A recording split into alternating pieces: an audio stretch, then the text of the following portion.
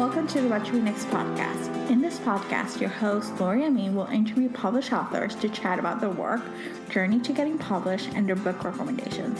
If you share a passion for books and always looking for your next read, then join us. Hi, Sherry. Welcome to What to Read Next podcast. Thank you. Thank you for me. I'm glad to be here. I'm so excited to chat with you. So tell us a little bit about yourself. I write genre fiction. So I started in romance, in historical romance specifically. I have also written 4 young adult books, 3 of which are fantasy, and 1 is a retelling of the original Ballad of Mulan. But more recently, what I've been most steadily writing more recently are historical mysteries. I write a set of historical mysteries called the Lady Sherlock books. And they basically posit what if the fictional Sherlock Holmes, what if those deeds in those stories have been inspired by the real life and adventures of a woman named Charlotte Holmes who lived, in the late Victorian era. Mm-hmm. So when inspired you to write some Victorian historical mysteries? Why Lady Sherlock series? Like, what was the source of inspiration? I've always liked Sherlock Holmes, though I wasn't wasn't crazy about those stories. I've always liked Sherlock Holmes, and I've always liked the retellings of the original Sherlock Holmes stories. Like, I think I read my first retelling right around the same time as I read the Adventures of Sherlock Holmes, those original stories. And I thought, wow, this retelling goes into much, much greater detail and, kind of plug the holes rather interestingly of what was there in the original story. So I was like 11 or 12 at the time. And even then I liked the retellings really well. So then when I read Laurie R. King's The Beekeeper's Apprentice, which was her take on Sherlock Holmes and giving Sherlock Holmes a young female equivalent, like somebody who's exactly like him in mind and temperament.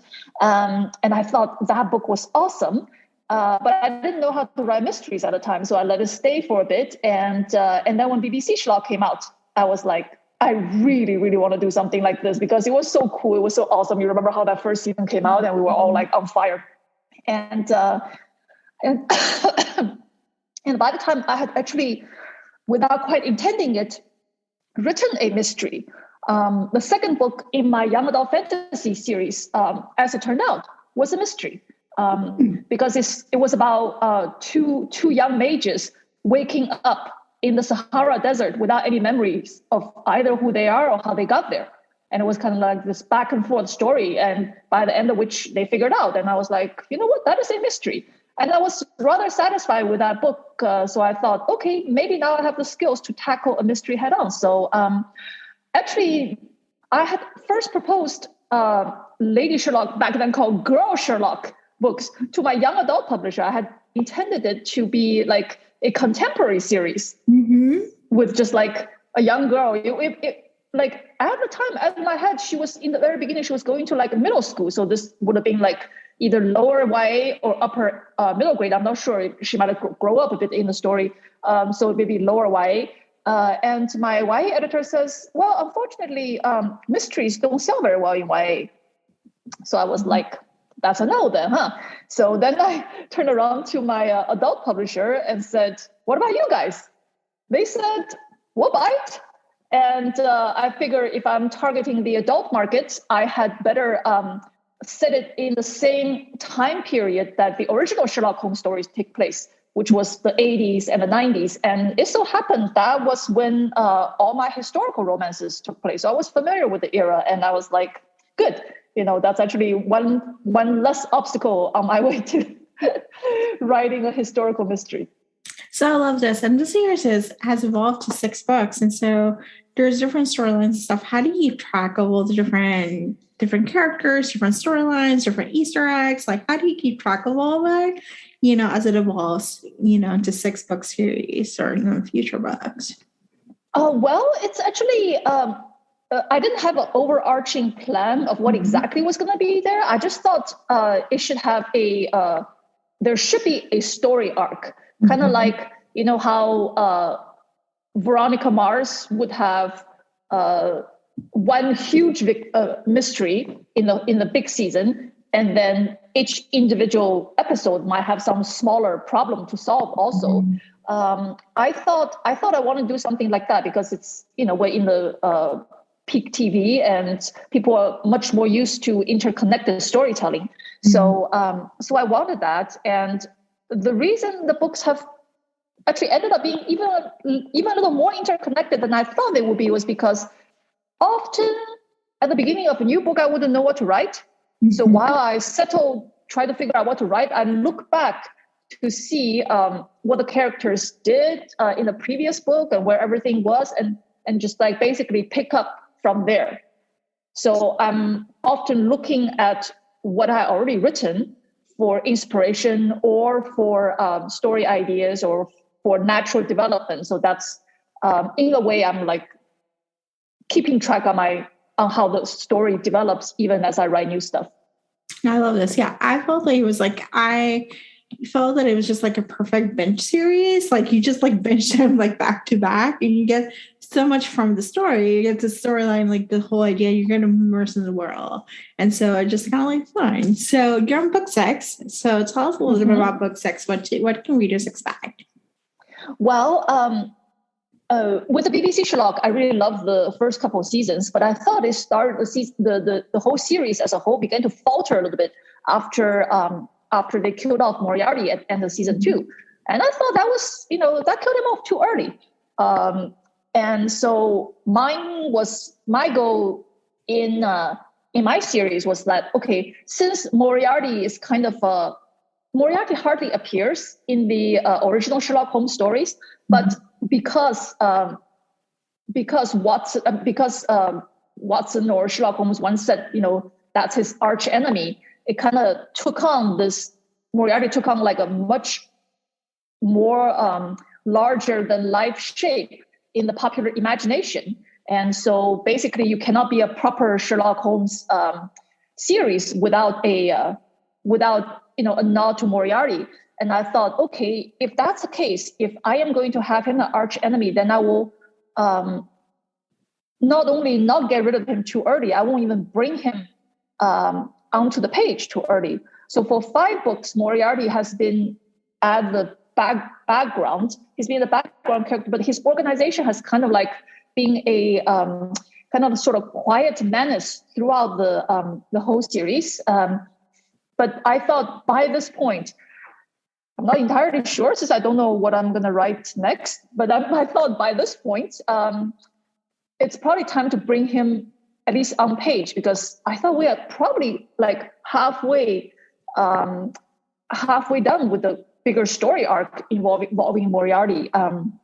So it's time for him to become an on-page character. But I didn't want him to come as an enemy right away. I wanted him to come in a different guise, in a guise that, both seems less threatening and yet actually presents more problems for Sherlock Holmes, for my Charlotte Holmes, which is that Moriarty came as ostensibly as a supplicant. He came as a client in search of Sherlock Holmes / Charlotte Holmes's help. And he basically needs help looking for his daughter.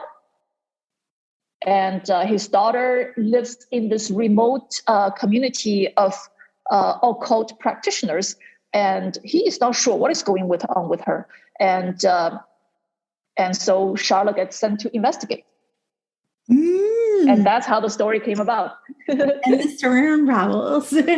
So what are you working next? Is there another Lady Sherlock book coming up next year? Or yes, there is.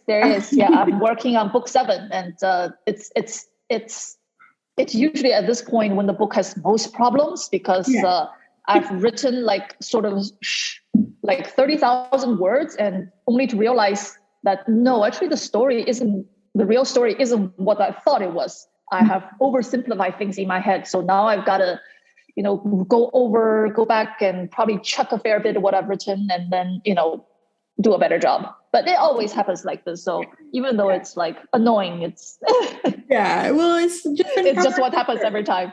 yeah, it's just uncovering the story and just realizing like, oh, this is something different, and talking it out. Right, exactly. You're right. It's just uncovering the story. Yes. Yeah. So, do you have any book recommendations you can tell our listeners to pick up? Whether it doesn't have to be, it can be any genre. It doesn't have to be anything. Just whatever books that you would recommend. You had. I was thinking about this a little earlier, and I thought you had said a very interesting.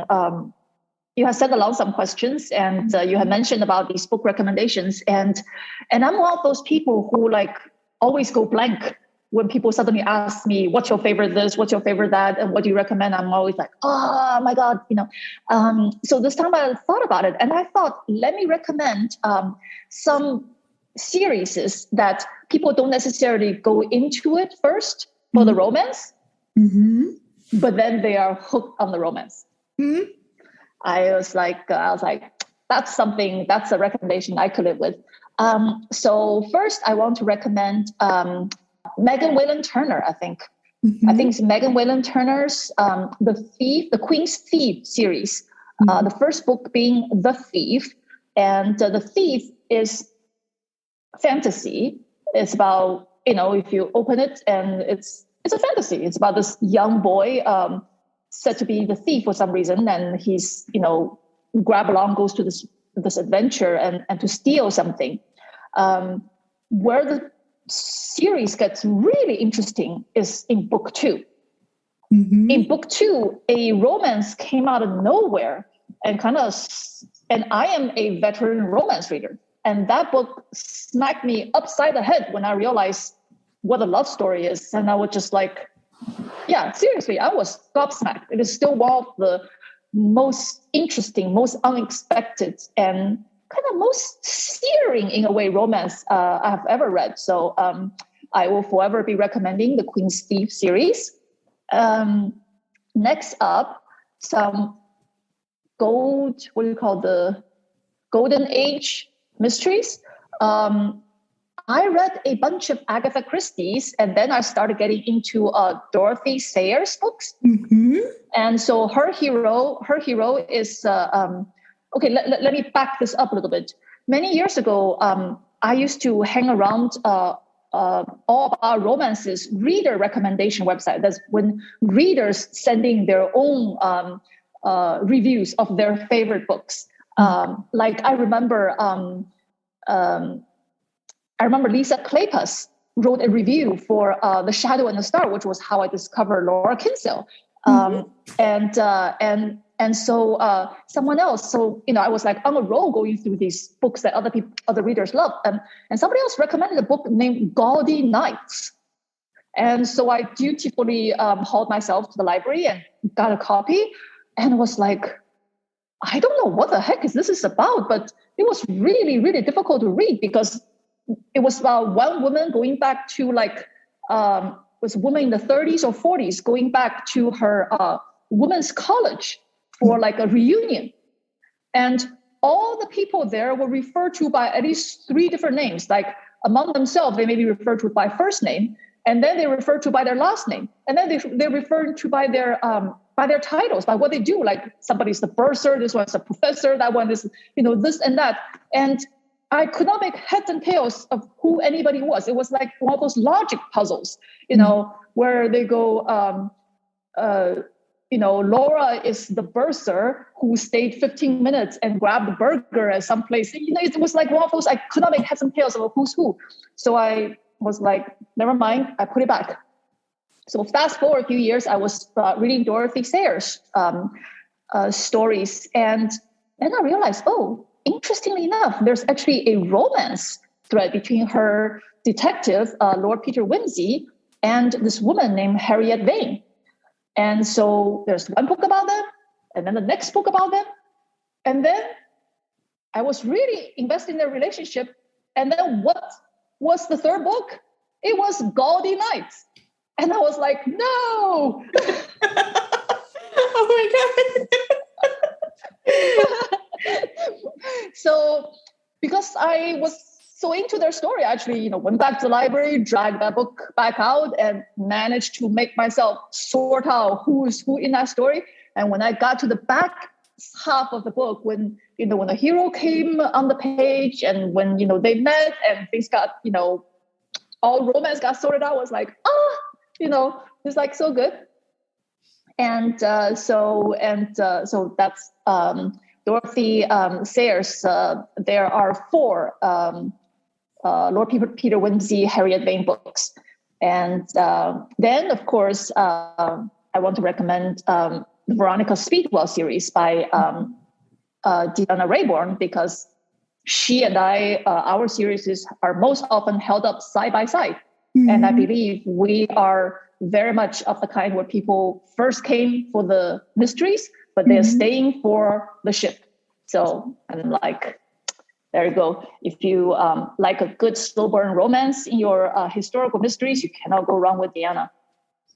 I love this. Yeah, I love like the fact that you come from one thing and then like the author sneaks into romance, it's like it's there and it's slow burn and you get invested in a relationship. You're like, oh, this is so good. Your serotonin along with the mystery, So. Yeah, it's like an unbeatable combination, romance and mystery. Yes. Yes, I am here for it.